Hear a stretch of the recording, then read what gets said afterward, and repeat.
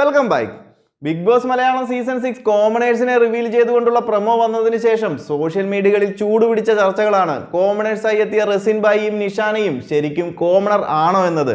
ചിലരങ്ങ് അടിച്ചുവിടുകയാണ് big boss team അവരുടെ സ്വാർത്ഥ താല്പര്യങ്ങൾ കൊണ്ട് ഇവരെ തിരഞ്ഞെടുത്തതാണെന്ന്, തെറ്റായ സെലക്ഷൻ ആണെന്നുമൊക്കെ. ഇവരൊരിക്കലും കോമണർ അല്ല എന്നാണ് ചിലർ അവകാശപ്പെടുന്നത്. അതിന് പറയുന്ന കാരണം ഇൻസ്റ്റഗ്രാമിൽ ഇവർക്ക് കുറച്ച് ഫോളോവേഴ്സ് ഉണ്ട് എന്നതാണ്. അതുപോലെ സെലിബ്രിറ്റികൾ അല്ലെങ്കിൽ സോഷ്യൽ മീഡിയ ഇൻഫ്ലുവൻസേഴ്സുമായി പരിചയമുണ്ട്. അവരുടെ കൂടെയൊക്കെ ഫോട്ടോ എടുത്തിട്ടുണ്ട്.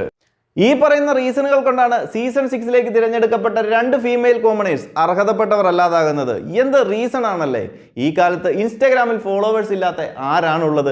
വല്ലപ്പോഴും റീൽസ് ഇടുന്നവർക്ക് പോലും ഫോളോവേഴ്സ് ഉള്ള ഈ കാലത്ത് ഒരാൾക്ക് ഇൻസ്റ്റഗ്രാമിൽ 10 ഫോളോവേഴ്സ് കൂടുതലുണ്ടെങ്കിൽ അവർ കോമണർ അല്ലാതായി മാറുമോ? ഇതിൽ വൺ കോമഡി എന്താണെന്ന് വെച്ചാൽ ഇവരുടെ രണ്ടുപേരുടെയും ഇൻസ്റ്റാഗ്രാം പ്രൊഫൈൽ ഒന്ന് നോക്കിയാൽ അറിയാം, 4000 മിച്ചം ഫോളോവേഴ്സ് ആണ് ആകെ ഉള്ളത്. അതായത് ബിഗ് ബോസിലേക്ക് സെലക്ഷൻ കിട്ടിയിട്ട് കൂടി 5K ഫോളോവേഴ്സ് പോലും തികഞ്ഞിട്ടില്ല. ഈ പറയുന്ന 2 പേരിൽ ഒരാൾ ട്രെക്കിംഗ് ഇഷ്ടപ്പെടുന്ന ഒരു വീട്ടമ്മ. അവർ അവരുടെ ഡെയിലി ലൈഫിലെ യാത്രകളുടെ ഫോട്ടോയും വീഡിയോയും ഇൻസ്റ്റയിലിട്ട് കുറച്ച് വ്യൂസ് കിട്ടി.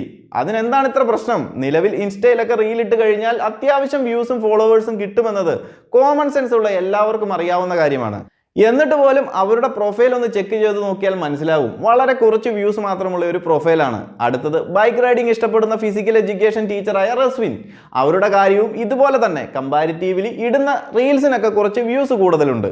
അതുപോലെ സെലിബ്രിറ്റീസും സോഷ്യൽ മീഡിയ ഇൻഫ്ലുവൻസേഴ്സുമായി പരിചയമുള്ളതും അവരുടെ കൂടെ ഫോട്ടോ എടുത്തതുമൊക്കെയാണോ ഇവർ കോമണേഴ്സ് അല്ല എന്ന് പറയാൻ കാരണം? അപ്പോൾ ശരിക്കും ഈ കോമണേഴ്സ് ആരാണ്? ഏതെങ്കിലും നാട്ടിൻ പുറത്ത് സോഷ്യൽ മീഡിയയുമായി അധികം ബന്ധങ്ങളൊന്നുമില്ലാത്ത, ഫോണൊന്നും ഉപയോഗിക്കാതെ വീട്ടിൽ തന്നെ ഒതുങ്ങിക്കൂടുന്നവരാണോ ഈ കോമണർ എന്ന് ഉദ്ദേശിക്കുന്നത്? ഈ ഒരു കാലത്ത് അങ്ങനെയൊക്കെ നോക്കി ഒരു കോമണറെ തിരഞ്ഞെടുക്കേണ്ട കാര്യമുണ്ടോ? എനിക്ക് തോന്നുന്നില്ല നിലവിൽ തിരഞ്ഞെടുത്ത 2 പേരും കോമണറായി വരാൻ അർഹതയില്ലാത്തവരാണെന്ന്. ഈ പറഞ്ഞ 2 പേരും അവരുടെ പേഴ്സണൽ ലൈഫും ജോലിയും ഇഷ്ടങ്ങളും നോക്കി പോകുന്നവർ മാത്രമാണ്. ഒരു സെലിബ്രിറ്റി സ്റ്റാറ്റസോ സോഷ്യൽ മീഡിയ ഇൻഫ്ലുവൻസർ എന്ന നിലയിലോ ഉയർന്നിട്ടില്ല.